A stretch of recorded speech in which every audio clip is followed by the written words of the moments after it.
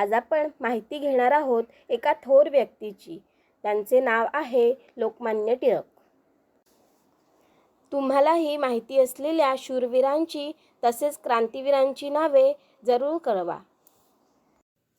स्वराज्य, स्वराज्य, स्वराज्य हा माझा जन्मसिद्ध हक्क आहे आणि तो मी मिळवणारच, अशी सिंहगर्जना करणाऱ्या लोकमान्य टिळकांचा जन्म रत्नागिरीतील चिखलगाव येथे झाला. त्यांच्या आईचे नाव पार्वतीबाई असे होते, तर वडिलांचे नाव गंगाधरपंत असे होते. त्यांचे वडील शिक्षक आणि संस्कृत पंडित होते.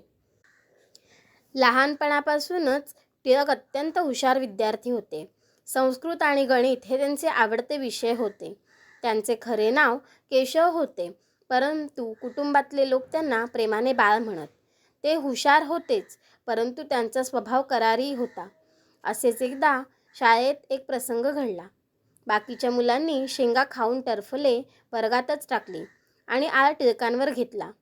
शिक्षकांनी टिळकांना विचारले तेव्हा त्यांनी करारीपणे उत्तर दिले, मी शेंगा खाल्ल्या नाहीत, मी टरफले उचलणार नाही. हा स्वभाव पुढे त्यांच्या राजकीय कारकिर्दीत दिसून येतो. लोकमान्य टिळकांनी जनजागृतीसाठी केसरी व मराठा ही वृत्तपत्रे चालू केली. तसेच लोकांना एकत्र आणण्यासाठी सार्वजनिक गणेशोत्सव आणि शिवजयंतीची प्रथा चालू केली. त्यांनी लोकांसाठी केलेल्या अनेक कामांमुळे लोकांनी त्यांना लोकमान्य ही पदवी बहाल केली. टिळकांना आधुनिक भगवद्गीतेचे शिल्पकार मानले जाते. असे हे थोर समाजसेवक आणि हिंदू धर्माभिमानी लोकमान्य बाळ गंगाधर टिळक 1 ऑगस्ट 1920 रोजी अनंतात विलीन झाले. अशा या जननेत्याला कोटी कोटी प्रणाम. जय हिंद, जय महाराष्ट्र.